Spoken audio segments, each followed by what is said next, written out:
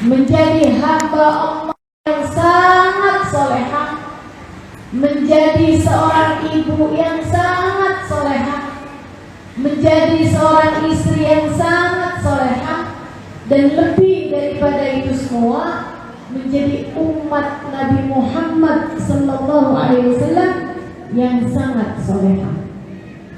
Jadi umat Nabi Muhammad yang sangat solehah.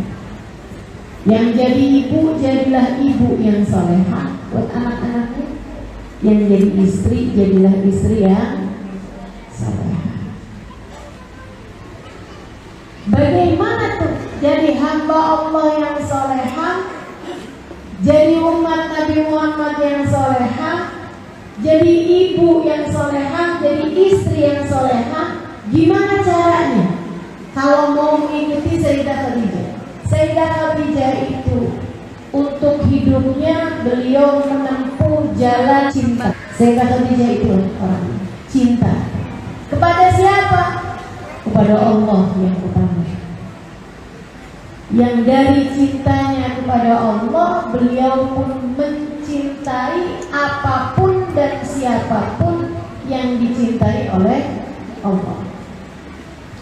Dan ketika beliau tahu bahwasanya Allah mencintai Nabi besar Muhammad, beliau pun kemudian begitu besar cintanya kepada Nabi besar Muhammad sallallahu alaihi wasallam. Sehingga sekalian saya melihat Sayyidah Khadijah itu dari mulai kecil cinta kepada Allah. Emang udah kenal Allah gitu Ustazah? Iya betul. Sayyidah Khadijah itu satu dari beberapa orang di masa jahiliyah, di masa Arab pada masa tersebut, yang tetap beriman kepada Allah Subhanahu wa taala sesudah waktu yang sudah sangat lama. Jadi di Arab pada masa tersebut, teman-teman, ada orang-orang yang mungkin kalau zaman sekarang itu dianggap sebagai orang-orang kolot, yang masih mengikuti ajaran kakek-kakeknya, yang pada masa tersebut kakek-kakeknya tersebut mengikuti ajarannya Nabi Allah Ibrahim alaihissalam, yang diturunkan kepada Nabi Allah Ismail alaihissalam. Jadi beriman. Makanya ayahnya Nabi Muhammad namanya siapa? Abdullah, hambanya Allah. Jadi cuman nggak ada Rasul aja, cuman nggak ada utusan aja. Akan tetapi sebenarnya ada banyak orang-orang di masa tersebut yang masih mengikuti ajaran kakek-kakeknya, ajarannya Nabi Allah Ibrahim alaihissalam. Makanya Allah banyak sekali nyebut-nyebut tentang millata Ibrahim, gitu ya. Millata Ibrahim. Kayak misalnya yang di tahiyat itu kan juga kita disebut-sebut nama Nabi Allah Ibrahim selain daripada nama Nabi kita Muhammad alaihi wasallam. Allahumma salli ala sayyidina Muhammad wa ala ali sayyidina Muhammad kama sallaita ala sayyidina Ibrahim wa ala ali sayyidina millata Ibrahim alaihi salam. Tuh millahnya Sayyidina Ibrahim, ajarannya Nabi Allah Ibrahim yang paling dekat sebenarnya dengan ajaran agama Islam, karena memang sebagaimana Nabi Ibrahim yang waktu itu kepada Nabi Ismail diturunkan juga, diutuskan juga ke negeri Arab, maka Nabi Allah Muhammad alaihi wasallam juga awal kali terutusnya adalah di Jazirah Arab. Teman-teman sekalian saya muliakan, jadi Sayyidah Khadijah itu udah beriman memang. Dan Sayyidah Khadijah ini keren nih, adik-adik nih dengerin nih. Ini satu bagian yang penting buat kamu dapat mengikuti jejak lakunya Sayyidah Khadijah alaiha ridwanullah. Sayyidah Khadijah itu adalah satu dari sedikit orang, jangankan yang perempuan pada masa tersebut, bahkan yang laki-laki sekalipun, sedikit orang yang bisa membaca dan bisa menulis. 1500 tahun teman-teman, 1500 tahun. Kakek nenek kita aja yang 50-70 tahun yang silam, itu banyak loh yang nggak bisa baca, nggak bisa nulis. Betul nggak? Ini Sayyidah Khadijah 1500 tahun yang lalu. Dan beliau adalah satu dari sedikit perempuan yang bisa membaca dan menulis. Laki-laki aja zaman itu jarang yang pada bisa baca tulis. Bahkan baginda kita Nabi Muhammad SAW ummi, nggak bisa baca, nggak bisa nulis, karena beliau tidak pernah belajar membaca dan tidak pernah belajar menulis. Sayyidah Khadijah perempuan, bisa baca, bisa tulis. Padahal zaman itu yang namanya perempuan tuh dianggap bahkan setara barang. Teman-teman, setara barang. Dianggap tuh kayak lashe gitu, kayak nggak ada harganya gitu. Banyak diantara mereka yang kalau lahir anak perempuan dikubur hidup-hidup. Kalaupun sampai dengan dewasa, pada masa tersebut banyak yang dipakai sebagai mohon maaf, kayak sarana pelampiasan seksual kaum laki-laki belaka gitu.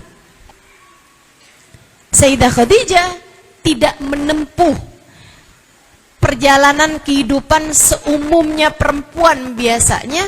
Ia lebih memilih untuk belajar, sehingga beliau menjadi perempuan pandai pada masa tersebut. Adik-adik, saya nggak bisa bayangkan zaman itu tuh sarananya sesulit apa buat Sayyidah Khadijah belajar, bisa baca, bisa tulis, bisa baca kitab-kitab terdahulu gitu. Zaman sekarang ini kan sudah begitu mudah. Kalau Sayyidah Khadijah 1500 tahun saja bisa jadi perempuan pintar, tidakkah kamu di zaman sekarang lebih pantas lagi untuk menjadi perempuan-perempuan pintar? Ayo deh. Di zamannya Sayyidah Khadijah tuh perempuan pintar dandan banyak. Perempuan cantik-cantik yang peduli kepada kecantikan wajahnya banyak. Perempuan-perempuan yang jaga badannya sehingga bisa jadi incaran kaum laki-laki pada masa tersebut banyak. Perempuan-perempuan yang jago joget sehingga menarik minat kaum laki-laki kepadanya banyak, teman-teman saudara sekalian.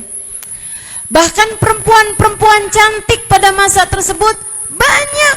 Akan tetapi Sayyidah Khadijah tidak peduli kepada hal-hal tersebut. Yang beliau pedulikan justru adalah bagaimana menjadi seorang perempuan yang mengenal Allah Subhanahu wa ta'ala. Teman-teman, adik-adik terutamanya, jangan hilangkan kesempatanmu untuk banyak belajar. Dek, pengen jadi perempuan mulia yang besok di akhirat mudah-mudahan ada di belakang Sayyiduna Muhammad. Mau jadi perempuan mulia yang mudah-mudahan besok di negeri akhirat kita ada di belakang Sayyidah Khadijah. Jadilah perempuan-perempuan yang pintar. Ada banyak hal dalam ajaran agama ini yang perlu kamu pelajari. Bahkan sekurangnya kalau kamu jadi perempuan yang pintar, andai pun seperti katanya orang, perempuan tuh nggak usah pintar-pintar, nanti terakhirnya juga di dapur. Misalnya, teman-teman sekalian, andai pun seperti itu, sekurangnya kamu bisa jadi ibu yang bisa mendidik anak-anakmu, menyampaikan mereka ke jalan Allah.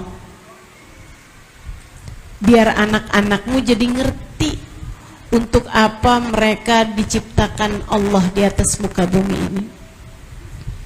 Ini Sayyidah Khadijah nih, arifah billah, ngerti sama Allah Subhanahu wa ta'ala dari sejak mudanya, dari sejak kecilnya.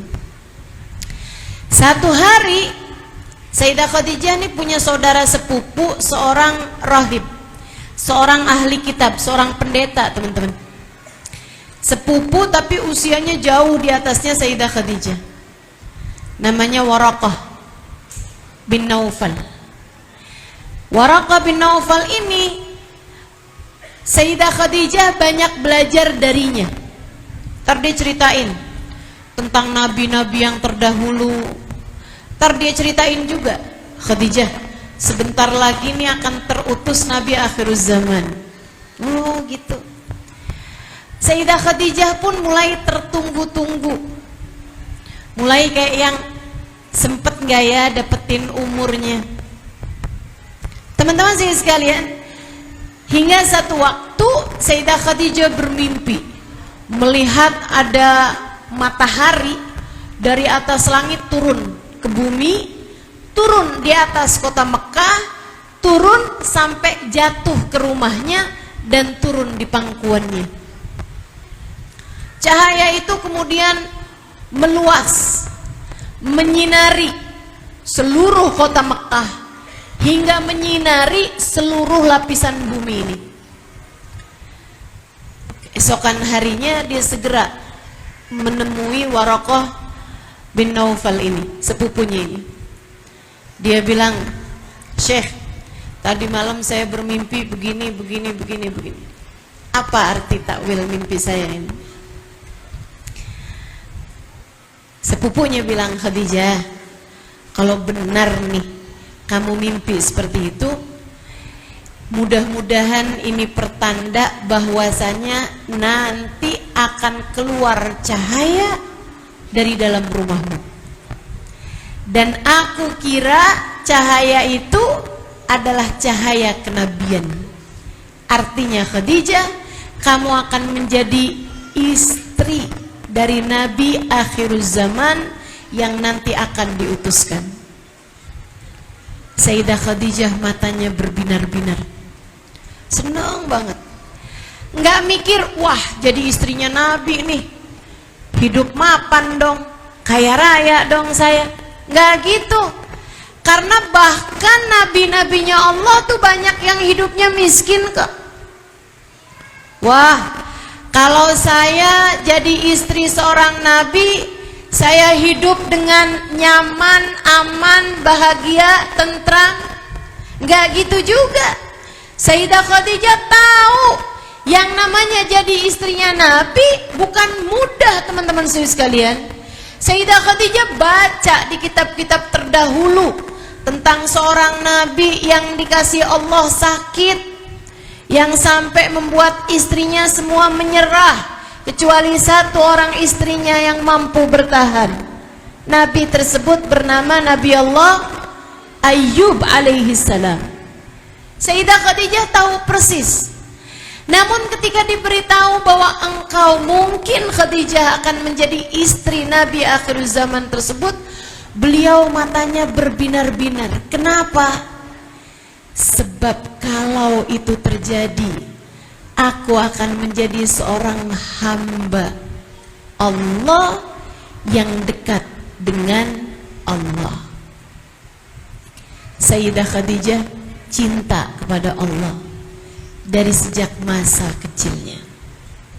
Teman-teman, habis itu Sayyidah Khadijah sering doa tuh, ya Allah, ya Allah, ya Allah, apabila Nabi akhir zaman tersebut diutus pada masa ini, jadikanlah saya salah satu dari perempuan yang dekat dengannya, hingga saya bisa berjuang bersama-sama menujumu ya Allah. Gitu.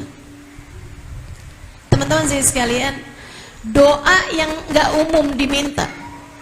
Mungkin kalau yang lain-lain ini doanya, ya Allah, saya kepengen dong jadi perempuan yang bisa punya suami yang sayang sama saya, yang bisa punya suami yang tergila-gila pada saya. Walaupun ternyata akhirnya bukan dapat suami yang tergila-gila, tapi suami yang suka ngatain bininya gila. Itu beda tipis itu ya. Sehingga sekalian saya muliakan, ini Sayyidah Khadijah nih, sampai akhirnya kawan-kawannya mulai menikah satu demi satu, dia pun akhirnya dilamar sama seseorang. Nih kok kayaknya nggak ada nabi-nabi nih yang melamar, nggak kedengeran ada orang ngaku jadi nabi juga.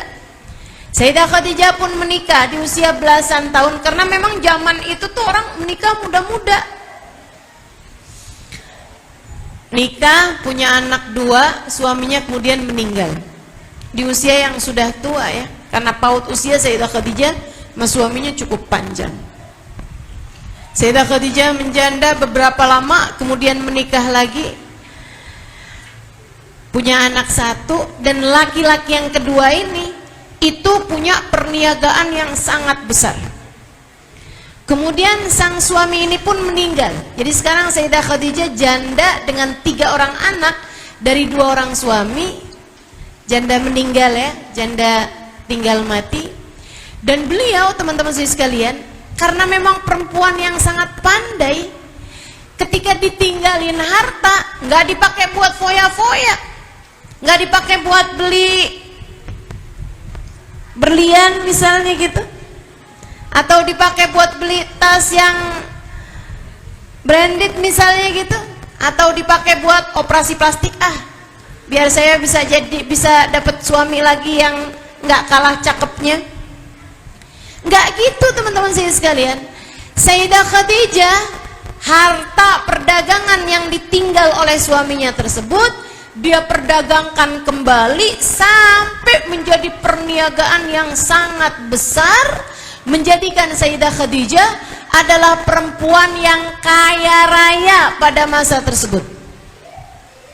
Teman-teman saya sekalian, apa yang dilakukan Sayyidah Khadijah dengan hartanya ketika beliau sudah kaya raya?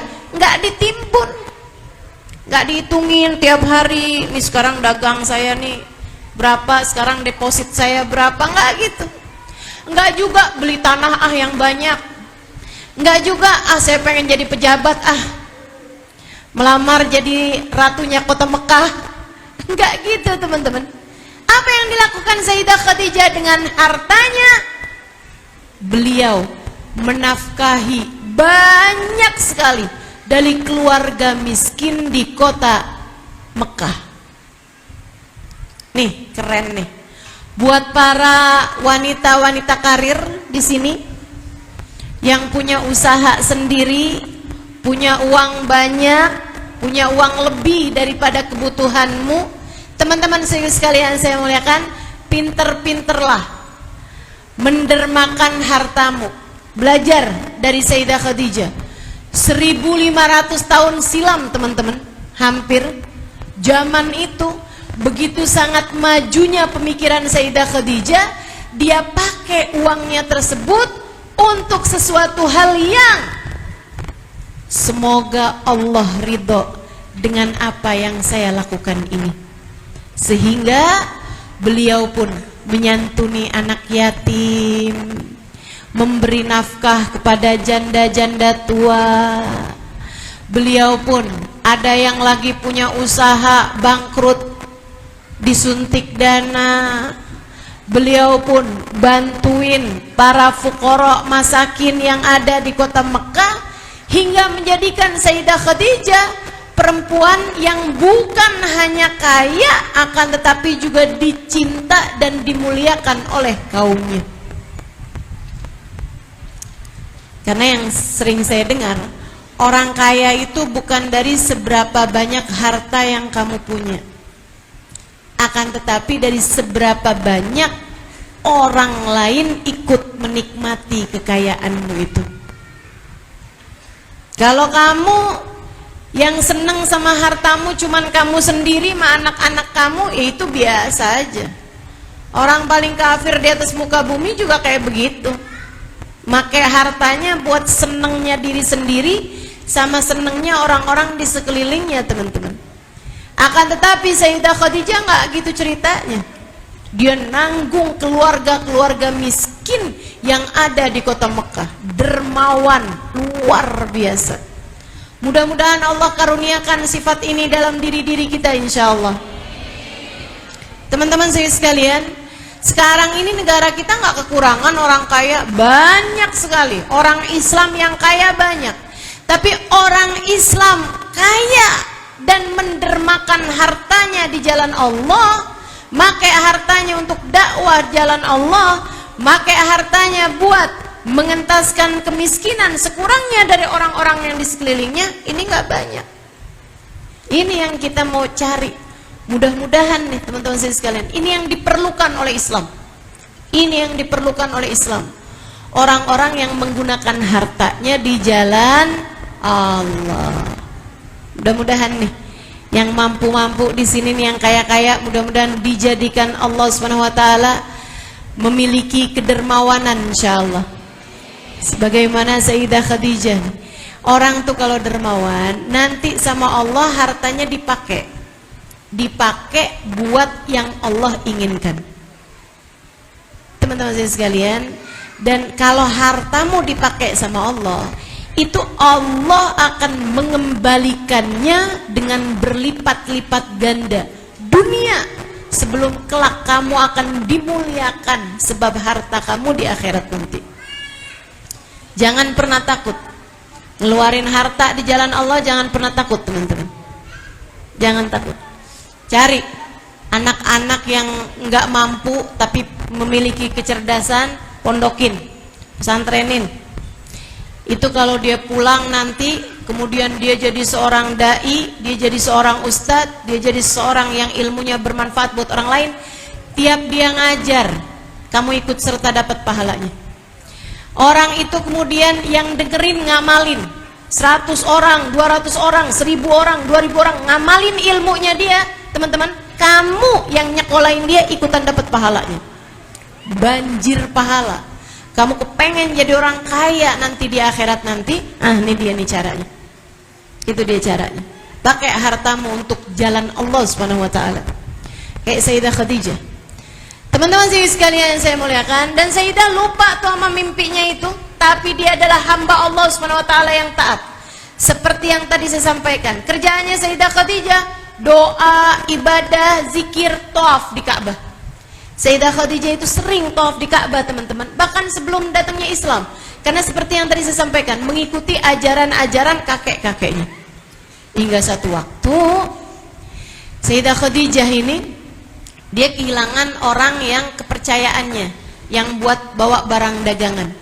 Dia pun kemudian bilang sama temennya, saya perlu orang nih untuk bawa barang dagangan saya. Saya perlu orang yang bisa saya percaya bawa barang dagangan saya. Siapa yang kamu mau Khadijah? Orang seperti apa yang kamu mau cari? Yang pinter? Enggak perlu pinter. Yang ngerti caranya dagang? Enggak harus yang pinter-pinter banget juga. Yang ngerti bisnis? Enggak juga, enggak perlu yang begitu. Yang cakep, biar daganganmu laku. Biasanya kan kalau barang dagangan dibawa sama orang cakep ya, suka jadi cepet gitu lakunya. Kata Sayyidah Khadijah, nggak perlu juga, bukan itu yang saya perlukan. Terus yang kau perlukan yang kayak gimana? Yang jujur. Iya betul, saya nyari orang jujur yang dapat dipercaya. Oh kalau gitu al-amin aja. Dalam bahasa Arab al-amin artinya orang yang jujur, yang dapat dipercaya. Kata Sayyidah Khadijah, ya memang saya nyari al-amin. Ya udah kalau gitu al-amin aja. Ya memang saya nyari al-amin. Enggak, maksud saya al-amin itu al-amin bin Abdullah, Muhammad bin Abdullah. Waktu itu Nabi Muhammad dijuluki al-amin. Baik kalau gitu, panggilkan aja dia. Dipanggil Nabi Muhammad, diajakin buat bawa barang dagangan. Nabi Muhammad mau teman-teman, karena memang Nabi Muhammad itu adalah orang yang suka kepikiran sama keluarganya Abu Thalib. Nabi diangkat anak sama Abu Thalib. Abu Thalib tuh hartanya sangat sedikit, kesusahan, miskin, sehingga Nabi Muhammad tuh suka kayak kepengen ngebantuin gitu, ikut menafkahi keluarganya Abu Thalib. Nggak mau jadi beban, malah kepengenannya bisa ngangkat beban pamannya tersebut. Jadi dia senang diajakin kerja, diajakin bawa barang dagangannya orang. Akhirnya berangkatlah Sayyidah Khadijah, lihat Nabi Muhammad alaihissalam, kemudian bawa barang dagangan. Nggak ada perasaan apa-apa teman-teman, Nggak ada kayak yang aku jatuh cinta sejak pandangan pertama. Nggak ada. Nggak ada. Sayyidah Khadijah kala itu bahkan memutuskan untuk tidak lagi menikah dan menjadikan harta yang dia punya sebagai caranya mencari keridhaan Allah Subhanahu wa taala dengan bermakan hartanya tersebut. Gitu aja. Ya udah aja saya gedein anak-anak saya, kemudian saya nikahkan mereka, saya kasih kepada mereka yang mereka perlukan, begitu kan? Sisanya harta saya udah saya kasih anak yatim, saya kasih orang-orang susah, saya kasih makan orang-orang yang lapar, gitu kerjaan Sayyidah Khadijah. Nggak kepikir mau buat menikah lagi, apalagi usianya waktu itu udah 40-an tahun. Meskipun sekarang saya tahu ternyata umur 40 tahunan tuh nggak terlalu tua juga. Saya aja udah 43 tahun sekarang. Kayaknya belum terlalu tua ya kalau lihat mukanya. Lain kalau ngelihat kakinya. Makanya emang umurnya perempuan ini nggak bisa dilihat dari muka, dilihatnya dari kaki. Yang kalau duduk tuh per 10 menit ganti posisi, tuh ketahuan tuh. Lebih ketahuan lagi kalau pas habis duduk terus berdiri. Kalau yang ada stylenya, itu dia tuh. Umurnya udah STW tuh, setengah tua. Teman-teman sekalian saya muliakan, Sayyidah Khadijah umurnya jelang 40-an tahun, nggak kepikir mau menikah lagi, udahan, saya mau janda aja, lupa juga udah urusan sama mimpi itu. Akan tetapi sepulang dari Nabi Muhammad bawa barang dagangan bersama dengan Maisarah, ceritanya beda. Maisarah ini teman-teman, budak laki-lakinya Sayyidah Khadijah yang diminta buat jadi semacam asisten buat Nabi Muhammad ketika bawa barang dagangan itu gitu. Ke Syam, ke Syria sekarang. Ini ya, kerennya Sayyidah Khadijah nih. 1500 tahun yang silam teman-teman sekalian, sudah bawa barang dagangan, perjalanan dagang dari Mekah ke Syam, Syam ke Mekah, ekspor impor barang. Tuh liatin, luar biasa banget kan? Betapa majunya pemikiran Sayyidah Khadijah. Nggak ngarep-ngarepin dari orang lain, nggak ngarep-ngarepin saya mumpung cantik nih, saya mau cari laki-laki kaya walaupun dia suami orang. Ada yang begitu. Teman-teman sekalian saya muliakan, nggak gitu. Sayyidah Khadijah tuh bukan model tipikal perempuan-perempuan yang dengan kecantikannya, dengan lemah gemulainya berusaha untuk bisa menafkahi dirinya dan keluarganya dengan kekayaan orang lain. Enggak gitu ceritanya. Justru dia adalah seorang perempuan kuat yang di masa 1500 tahun yang silam sudah punya perdagangan ekspor impor barang. Kurang keren apa coba? Nih, wanita-wanita karir nih yang katanya saya adalah wanita karir gitu kan, jadi saya punya standar kehidupan gitu, saya pikirannya maju. Pengajian apa itu? Baca maulid apa itu? Anak-anak sekolahnya di pondok pesantren apa itu? Itu buat orang-orang yang bukan seperti saya lah. Teman-teman saya sekalian, yang maju itu Sayyidah Khadijah. Sayyidah Khadijah segitu karirnya, segitu kerennya. 1500 tahun yang silam sudah punya perdagangan ekspor impor barang teman-teman saudaraku sekalian. Akan tetapi hatinya kepada Allah ia menuju. Akan tetapi hatinya tak pernah terpalingkan dari mencari keridhaan Allah Subhanahu wa taala. Hidupnya dia pakai buat nyari ridhonya Allah Subhanahu wa taala. Dan luar biasa ya, ketika dia merasa oh yang ini nih berarti nggak bisa nih diterus-terusin, dia pun dengan mudah memilih keputusan yang lain. Maksud saya begini, Sayyidah Khadijah waktu itu kan milih untuk saya mau jadi janda aja. besarin anak, ngurusin anak, dan harta saya pakai buat nyari ridha Allah Subhanahu wa taala, saya dermakan kemana-mana. Teman-teman saya sekalian, akan tetapi ketika dengar kabar yang berbeda nih, Maisarah pulang dagang sama Nabi Muhammad cerita, "Tuan, dagangan kita laku keras. Tapi bukan itu yang saya mau ceritakan padamu, Tuan. Yang saya mau ceritakan kepadamu adalah akhinal Quraisy, saudara kita nih yang dari Quraisy." Maksudnya Nabi Muhammad sallallahu alaihi wasallam. "Kenapa Maisarah? Kemana kami berdua berjalan, ada awan menaungi kami berdua. Saya kira awannya naungin saya udah kegeeran aja. Sejak kapan nih saya jalan dinaungin awan? Pas pisah antara saya dengan Muhammad, ternyata yang dinaungin awan dia, Tuhan, bukan saya. Dan yang ajaib, ketika kami arah pulang dari perjalanan dari Syam, ketika kami berdua sedang bernaung di bawah sebatang pohon, seorang rahib pendeta ahli kitab memanggil kami berdua, akan tetapi saya yang datang menemui pendeta itu. Pendeta itu kemudian berkata tentang Nabi Muhammad SAW yang dia lihat dari atas menaranya. Dia bilang, "Manir rojul tahta tilka syajarah." Siapa tuh laki-laki yang sekarang ada di bawah pohon itu? Saya bilang, "Akhil Quraisy, dia adalah saudara saya dari Quraisy." Rahib tersebut berkata, "Tidak mungkin, dia pasti tidak memiliki saudara. Dia bahkan ayahnya sudah meninggal dunia ketika dia masih berada dalam rahim ibunya." Kok Bapak tahu? Ibunya bahkan sudah meninggal dunia ketika dia berusia 6 tahun saja. Kok Bapak tahu?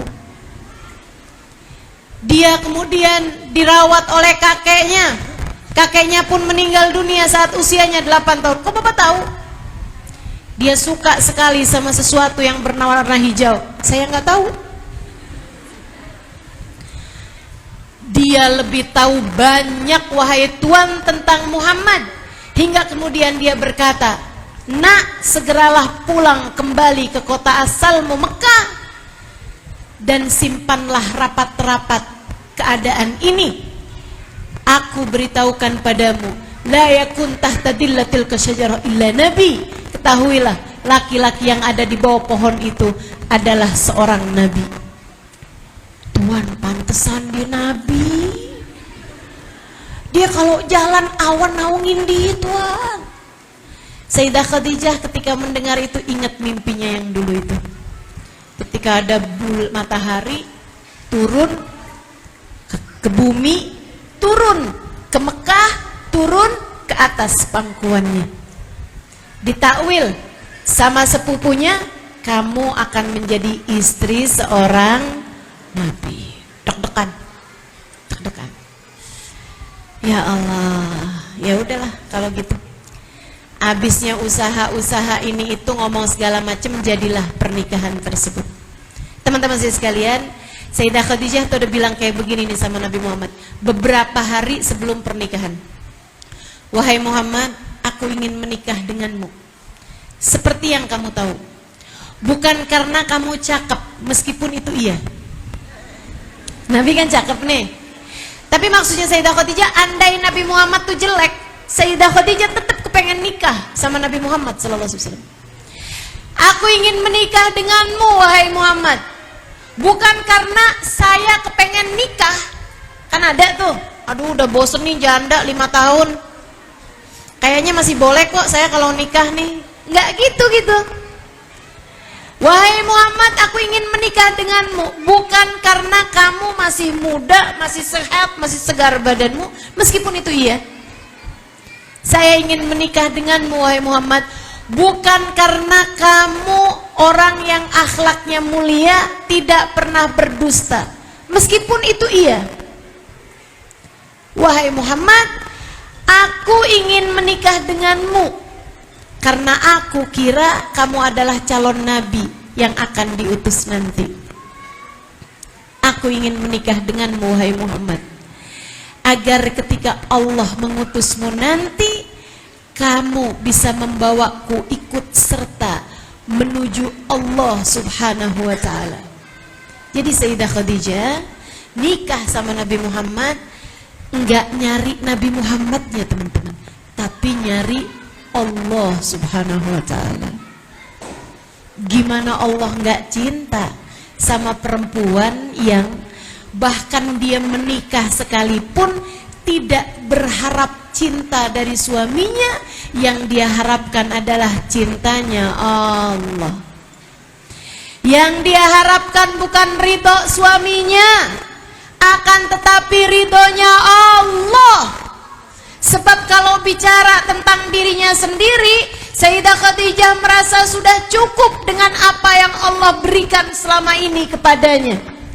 Akan tetapi yang dia cari bukan suami, yang dia cari adalah ridha Allah subhanahu wa ta'ala. Dan dia tahu suaminya ini adalah calon nabi yang akan diutuskan. Dia mau mencari Allah dalam diri suaminya.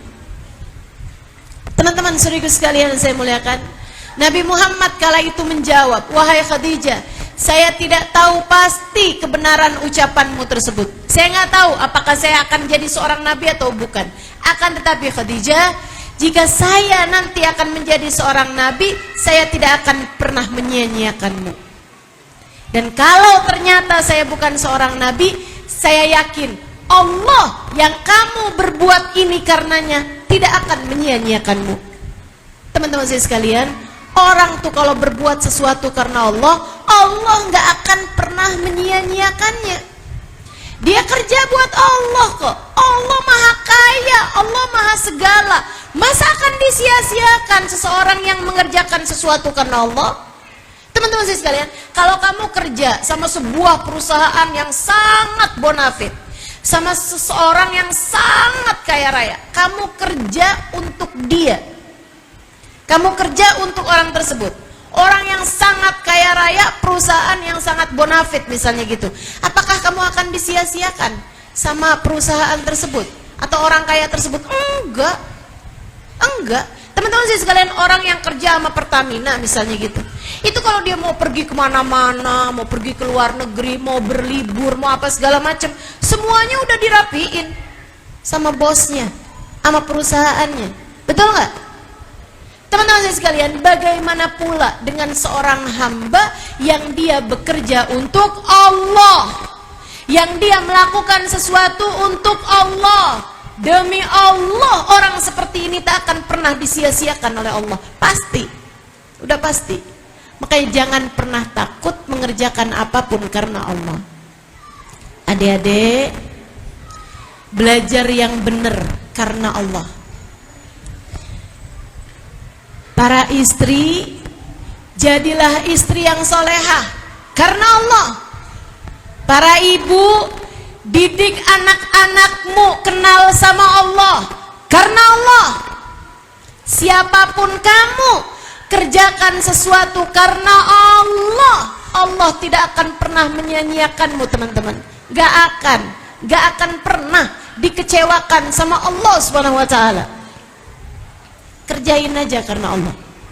Saya dulu waktu belajar, saya ada di pondok pesantren Daruz Zahra Tarim Hadramaut Yaman.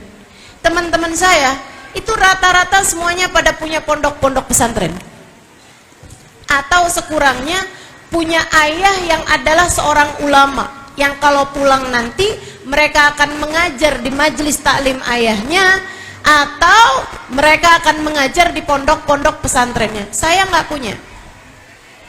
Saya nggak punya pondok pesantren. Abah saya seorang pedagang. Keluarga kami adalah keluarga pedagang. Nggak ada turunan ulama juga gitu. Setidaknya maksudnya kakek nenek itu bukan seorang ulama. Teman-teman sini sekalian yang saya muliakan, akan tetapi saya belajar aja. Saya belajar aja karena Allah. Saya kepengen jadi seorang hamba yang ngerti caranya mendekat kepada Allah kayak gimana, dicinta sama Allah kayak gimana. Saya dari dulu selalu berpikir bahwa bisa jadi umur saya nggak panjang. Saya kepengen kalau saya meninggal dunia, di dalam kubur saya tidak disia-siakan oleh Allah Subhanahu wa ta'ala. Saya belajar aja terus.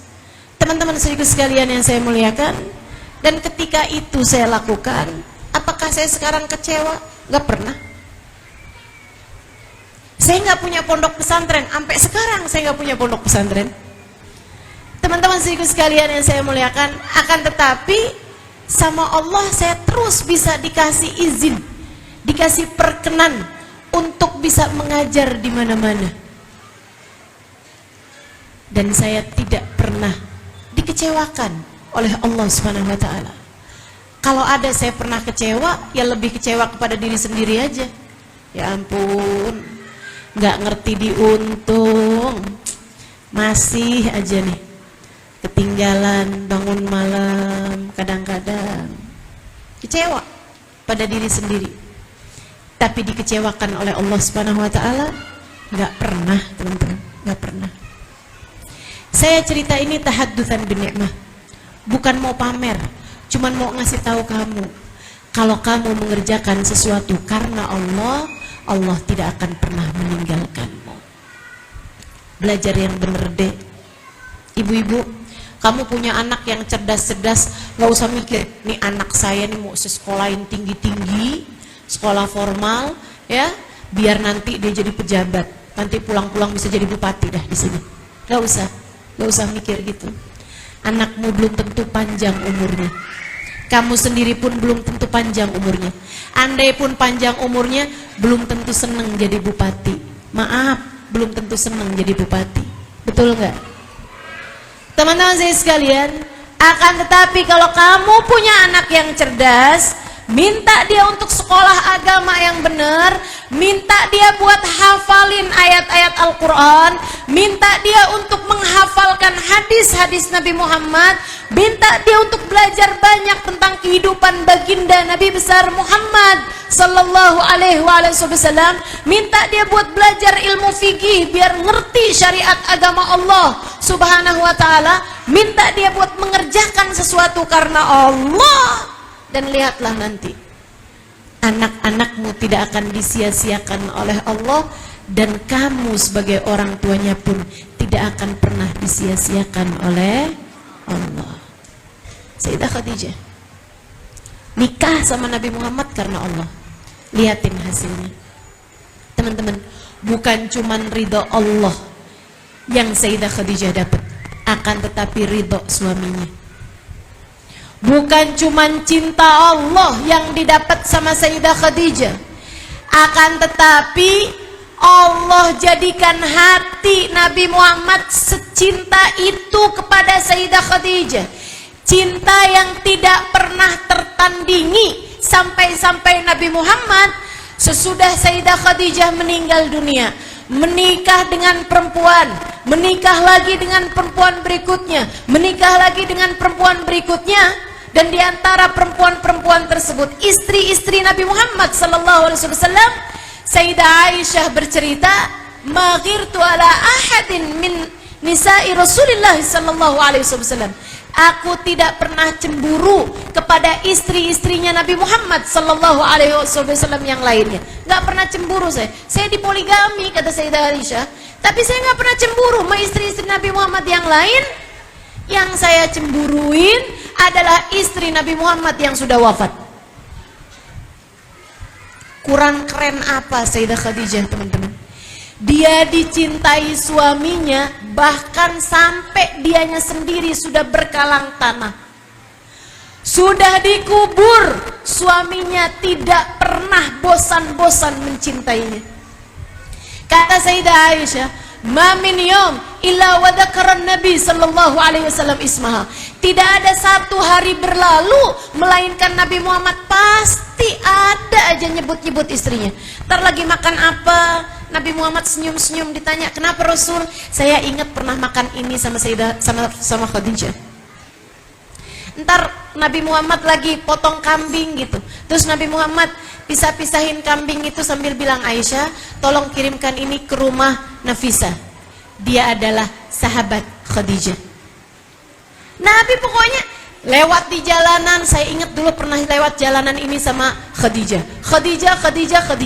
Sering banget namanya ada di lisan Nabi Muhammad sallallahu alaihi wasallam, padahal istrinya tersebut sudah ada di dalam tanah, teman-teman. sudah ada di barzah, sudah dikubur, masih dicintai sama suaminya. Jadi kebayangkan kita nih yang jadi istri, kita masih hidup aja, suami kita belum tentu sesayang itu sama kita. Langsung sedih bawaan. Sayyidah Khadijah nih, ketika dia menjadikan hatinya untuk Allah, Allah menjadikan hati suaminya untuknya. Jadi para istri, cintai suamimu karena Allah, dan jangan pernah tinggalkan Allah untuk suamimu. Dulu sebelum nikah tahajud gak pernah tinggal, giliran udah nikah tahajud boro-boro, subuh aja mau kelewatan. Ada tuh yang begitu, ada di Jakarta. Di sini nih Samboja nggak ada, nggak ada satu, adanya banyak.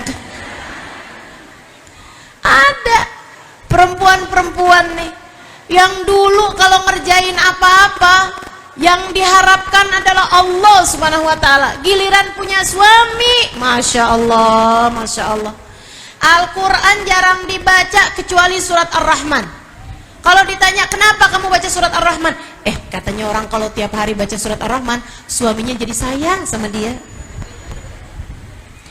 Ar-Rahman itu bercerita tentang Rahman Rahimnya Allah. Bagaimana mungkin kamu membaca tentang kasih sayang Allah sementara yang kamu harapkan adalah kasih sayang manusia? Itu kan namanya perselingkuhan. Betul nggak? Kamu nih baca tentang kasih sayang dia dengan D besar, ternyata yang kamu harapkan adalah cintanya dia dengan D kecil. Sayang-sayang teman-teman sekalian, sayang-sayang. Orang kalau dia cinta kepada Allah, dia dicintai oleh Allah. Kayak Sayyidah Khadijah ini, kalau dia dicinta oleh Allah, Allah akan jadikan hati hamba-hambanya terpaut kepadanya, cinta kepadanya. Gak usah khawatir teman-teman, gak usah khawatir, gak usah khawatir. Kerjain aja sesuatu karena Allah Subhanahu wa taala. Apapun aja, dari ibadahmu jangan tinggal, dari cara berpakaianmu yang benar, dari cara bermuamalah kepada orang yang benar gitu. Orang tuamu kamu hormati, orang tuamu kamu sayangi karena Allah Subhanahu wa taala, sama orang lain yang baik karena ngarepin cintanya Allah, ridhonya Allah Subhanahu wa taala. Punya harta yang kelebihan kamu sedekahkan karena Allah Subhanahu wa taala. Teman-teman sekalian, ibadah-ibadah yang lain berusaha buat kamu kerjakan, dikiran-dikiran, dan terus saja sambil hatimu berusaha untuk selalu husnudzon kepada Allah Subhanahu wa taala dan bersabar setiap kali ujian datang dalam kehidupanmu. Sayyidah Khadijah seperti itu.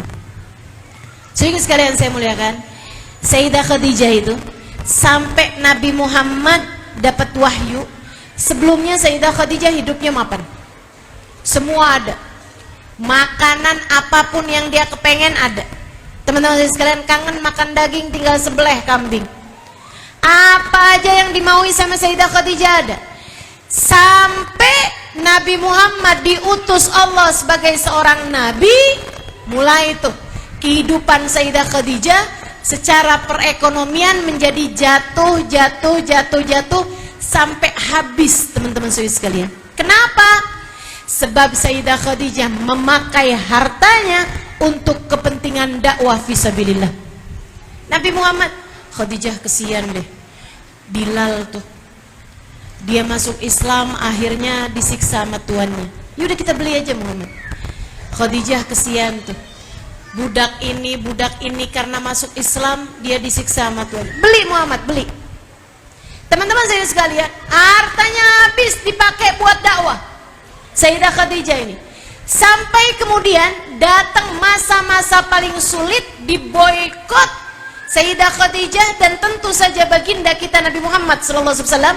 Sampai-sampai nggak ada orang bisa beli dagangannya Sayyidah Khadijah, dan Sayyidah Khadijah nggak boleh beli dagangan orang. Gimana tuh? Sampai akhirnya jadi nggak ada artinya apa-apa, sampai habis Sayyidah Khadijah. Tinggal di pengasingan, teman-teman. Sayyidah Khadijah bercerita, kuntu amshi amyalan, saya tuh sampai mesti berjalan bermil-mil jauhnya, berkilo-kilometer jauhnya. Buat apa? Buat nyari daun-daunan hijau untuk mengganjal lapar saya. Sampai Sayyidah Khadijah, banyak orang yang kadang-kadang berhasil ngasih makanan kepada Sayyidah Khadijah. Apa yang dilakukan? Sayyidah Khadijah akan memberikan makanan tersebut buat Nabi Muhammad SAW. Nabi duluan yang makan, nanti sisanya Sayyidah Khadijah yang makan. Itu pun juga Nabinya nggak ngajakin Ustazah buat Sayyidah Khadijah makan, ngajakin, tapi Sayyidah Khadijah sengaja makannya dikit-dikit biar Nabi Muhammadnya makannya kenyang. Kenapa gitu? Li ajlillah, untuk Allah Subhanahu wa ta'ala dia berbuat seperti itu. Ditaruhnya batu mengganjal lapar beliau yang sudah tak tertahankan itu. Jalan bermil-mil nyari daun-daunan hijau, sampai kata Sayyidah Khadijah, saya sampai ngerasa kalau gigi-gigi saya semakin hari semakin tajam karena kebanyakan mengunyah daun-daunan.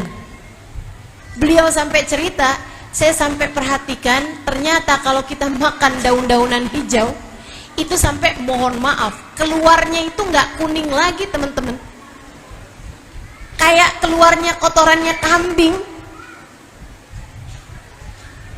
Luar biasa perjuangan wanita yang satu ini. Untuk Allah ia berikan segala yang dia punya. Sampai Nabi Muhammadnya merasa malu di masa pengasingan itu. Dan ini masa-masa terakhir hidupnya Sayyidah Khadijah. Usia beliau udah 65 tahun, teman-teman, waktu itu. Itu ada masanya tuh, Sayyidah Khadijah tuh udah mulai mau tidur. Tidurnya tuh di lembah Abu Thalib, di pengasingan. Itu rumah ala kadarnya dibangun di sana. Kemudian tidur tuh kalau malam cuman ada lapisan kain yang sudah sangat usang, dipakai tidur untuk mereka berdua itu ya. Sayyidah Khadijah tuh pernah satu waktu udah mulai kayak agak mau tidur, mau ketiduran gitu, tapi karena lapar juga yang memang luar biasa membuat beliau nggak mudah tidur. Nabi duduk, dipandangi wajah istrinya yang sekarang sudah tua renta dan berkeriput di mana-mana. Kelihatan bahkan lebih tua dari usia yang sesungguhnya.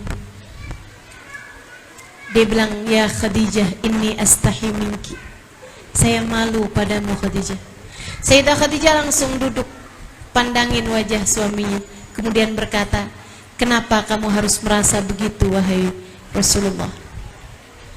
Khadijah, aku dulu menikahimu sedangkan kamu adalah perempuan kaya raya. Sekarang bahkan kutuk makan sehari-hari saja kamu begitu susah Khadijah. Kamu dulu waktu saya nikahi perempuan yang sangat cantik jelita. Sekarang bahkan tinggal tulang berbalut kulit lebih tua daripada usia yang semestinya. Maafkan aku Khadijah. Aku dulu menikahimu, kamu adalah perempuan yang sangat mulia, dimuliakan oleh kaum kita. Sekarang keadaanmu menjadi seperti ini wahai Khadijah. Kamu begitu menjadi dihinakan oleh kaum kita. Sayyidah Khadijah tersenyum, kemudian berkata, jangan pernah merasa begitu wahai Rasulullah. Kamu harus tahu, sejak aku memutuskan untuk menikah denganmu, telah kujadikan hartaku, tenagaku, hidup matiku, nyawaku, semuanya aku persembahkan untukmu wahai Rasulullah. Nyari ridho Allah. Makanya gak heran teman-teman sekalian, yang paling ajaib yang Allah beri kepada Sayyidah Khadijah. Nabi itu pernah di awal-awal datangnya Islam, itu kan Nabi masih sering tuh naik ke atas gua Hiro untuk ibadah pada Allah SWT. Sayyidah Khadijah kalau Nabi Muhammad naik, ya udah dibekelin gitu makanan untuk berhari-hari di sana. Satu hari ketika Nabi ada di Gua Hiro, Sayyidah Khadijah kangen, pengen makan bersama. Apa yang dilakukan Sayyidah Khadijah? Dia masak makanan-makanan kesukaan Nabi, dibungkus, kemudian beliau bawa makanannya tersebut naik ke atas gua. Padahal waktu itu Sayyidah Khadijah tuh masih punya banyak pelayan. Bisa aja kirim pelayannya, bilangin dong sama Muhammad, saya kangen makan dong kita di rumah. Kerjaannya di gua mulu. Nggak gitu. Beliau sendiri yang naik ke atas. Saat beliau lagi bawa tuh susah-susah bawa makanan, karena Gua Hiro tuh di atas gunung teman-teman. Saya beberapa tahun yang lalu naik ke sana, itu naiknya 2 jam, turunnya 1,5 jam. Itu sekarang yang jalanannya udah ya lebih baik lah dari masa 1400 tahun yang silam. Segitunya aja masih susah naiknya, 2 jam naik, 1,5 jam turun. Ini kita sih ya, kalau misalnya naik lagi kenyang, naik ke atas sampai atas sudah lapar. Sayyidah Khadijah pengen makan sama Nabi Muhammad, bawa tuh makanannya, dibawa naik ke atas. Jadi sekalian saya muliakan, Nabi Muhammad alaihissalam ketika sedang ibadah di gua tersebut, habis selesai salam sholat, didatengin sama malaikat Jibril. Ya Rasulullah, sata'ti ilaik Khadijah. Wahai Rasul, Khadijah sebentar lagi akan tiba, akan datang padamu, bita'amin wa idan. Dia bawa makanan bersama dengan lauk pauknya. Ampe diceritain sama Allah lewat lisan malaikat Jibril. Teman-teman, ini perempuan seperti kita juga, sama kita juga, capek kalau habis masak, gitu kan ya? Sama juga sama kita, kadang-kadang kangen, kepengen makan sama suami, sama orang yang kita sayangi, nggak enak rasanya nih kalau makan sendirian terus. Sama kita. Akan tetapi Allah sampai perlu-perlunya menurunkan malaikat Jibril ngasih kabar gembira kepada Sayyidah Khadijah, teman-teman sekalian. Ini kan luar biasa banget, sampai diceritain sama malaikat Jibril, wahai Rasulullah, Khadijah sebentar lagi akan sampai padamu. Idza ja'at. Dia datang nih bawa makanan sama lauknya. Kalau dia nyampe ke sini, wahai Rasulullah, kabarkan padanya, innallaha yugri'uhas salam. Allah berkirim salam padanya. Perempuan kayak kita, punya badan kayak kita teman-teman, darah daging kayak kita teman-teman, akan tetapi Allah berkirim salam padanya. Kenapa sampai dikirimin salam sama Allah? Karena Allah ridho padanya, karena dia sepanjang hidupnya mencari ridho Allah subhanahu wa ta'ala lewat jalan Nabi besar Muhammad sallallahu alaihi wa ala alihi wa sahbihi wasallam. Apabila ia datang, sampaikanlah Allah berkirim salam padanya, dan aku malaikat Jibril kirim salam padanya. Kabarkanlah padanya, wahai Rasulullah, Allah sudah menyiapkan untuknya sebuah rumah di surga. Di dalamnya tak ada lagi kelelahan, di dalamnya tak akan ada lagi derita. Nabi senang benar. Nggak lama malaikat Jibrilnya hilang, kemudian masuklah Sayyidah Khadijah. Itu Sayyidah Khadijah begitu naik, nggak ada sambat kayak kita, nggak ada keluhan macam kita gitu. Aduh Muhammad, capek banget sini ternyata. Kamu kok seneng banget sih ada di sini? Capek loh, 2 jam loh saya dari bawah. Nih bawa makanan nih buat kamu nih. Cuman kepengen makan barengan sama kamu. Nggak ada. Sayyidah Khadijah begitu nyampe, dia gelarkan supra, dia taruhin makanan. Nabi ngeliatin aja. Ya Allah, Nabi liatin nih perempuan solehah sekali, sampai Allah subhanahu wa ta'ala bahkan berkirim salam padanya. Habis dirapiin, kemudian Nabi Muhammad bilang, Khadijah, lebih ya Rasulullah, Tadi barusan malaikat Jibril datang padaku. Oh, dia menyampaikan bahwa engkau akan datang kemari, bawa makanan bersama dengan lauk pauknya. Terus dia memberitahu padaku, wahai Khadijah, bahwa Allah berkirim salam kepadamu dan malaikat Jibril berkirim salam padamu, dan aku suamimu mengucapkan salam padamu, wahai Khadijah. Dan Allah menjanjikan untukmu sebuah rumah di surga. Di sana tak akan ada lagi kelelahan, di sana tak akan ada lagi air mata dan penderitaan. Sayyidah Khadijah senang benar, kemudian menjawab, Innallaha huwas salam, wa ala Jibril assalam, wa alaikassalam wa rahmatullahi wa barakatuh ya Rasulullah. Ini para ulama bilang memang Sayyidah Khadijah tuh pinter bener. Beliau nggak bilang, wahai Rasulullah, sampaikan salam pun pula kepada Allah, nggak gitu. Tapi jawabnya, Innallaha huwas salam, Allah lah sang pemberi salam. Sebab salam itu artinya adalah keselamatan. Jadi ya Nabi Sayyidah Khadijah nggak bilang kirim salam dong sama Nabi Muhammad sama Allah gitu, wahai Rasulullah, nggak bilang gitu. Akan tetapi bilangnya Innallaha huwas salam, Allah lah satu sang pemberi salam. Dan kepada malaikat Jibril sampaikan salamku kembali untuknya. Dan kepadamu wahai Rasulullah, semoga salam Allah serta rahmat dan berkahnya senantiasa tercurah atasmu. Keren banget kan?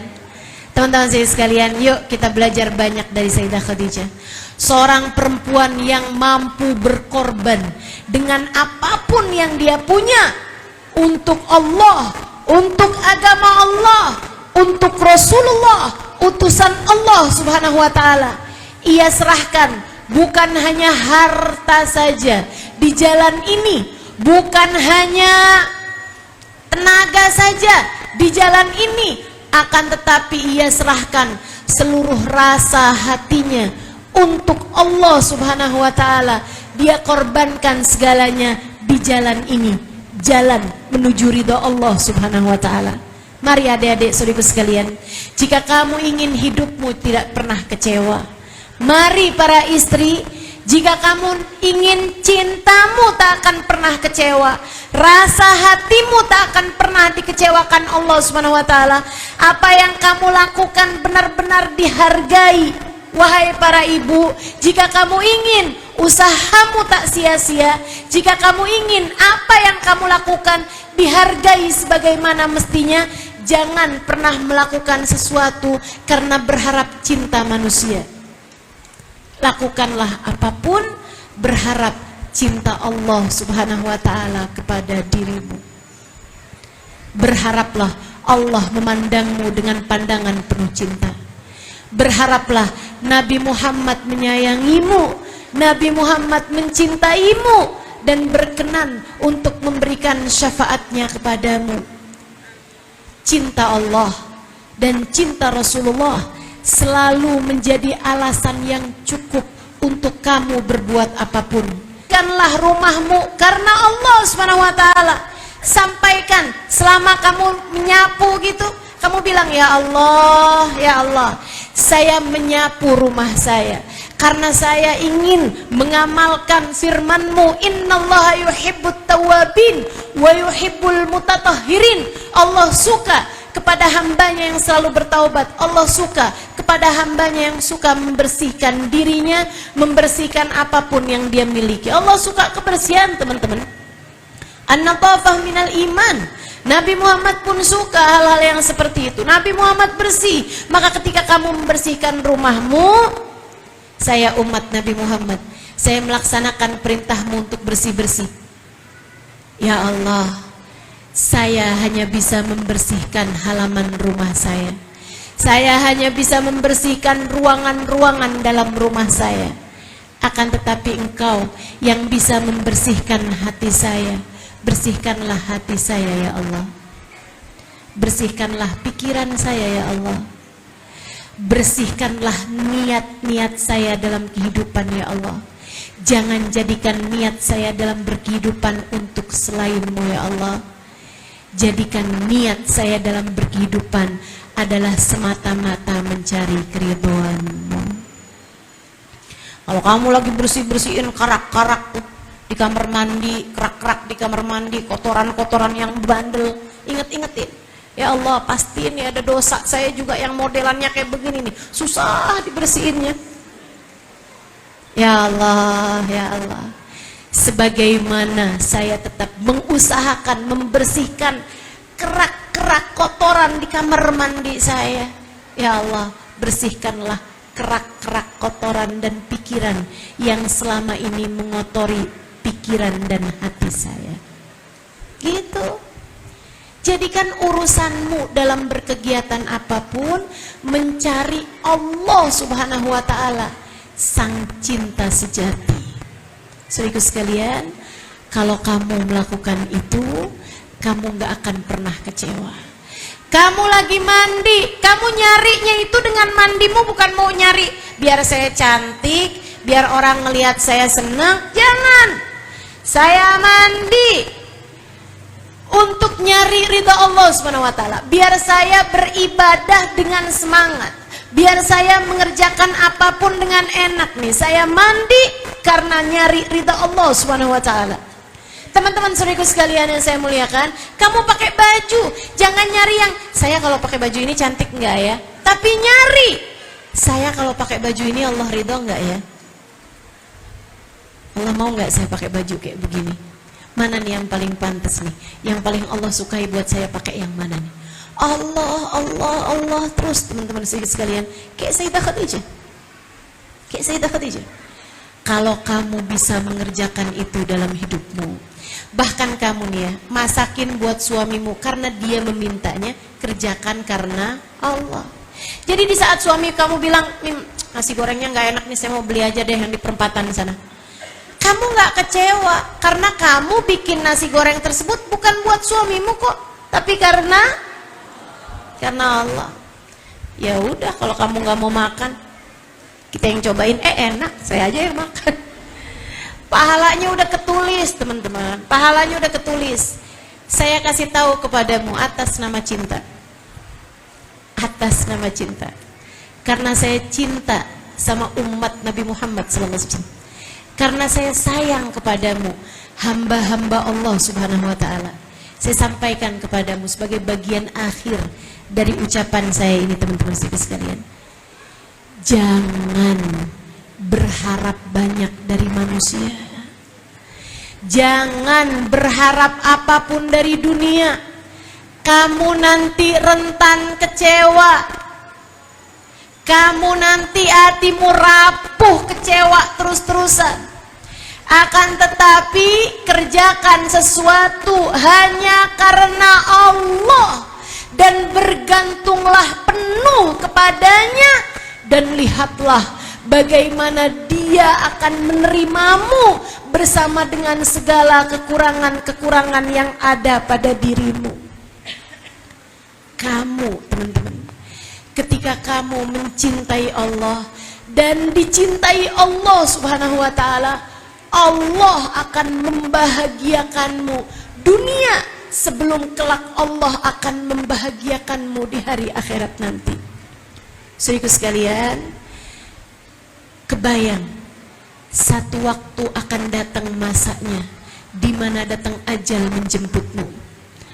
Kalau hari itu kamu tidak mendapatkan cintanya Allah, tidak mendapatkan keridhaan Allah, karena yang kamu cari di dunia hanya sebatas kesenangan dunia, yang kamu bela-belain hanya sebatas cinta manusia.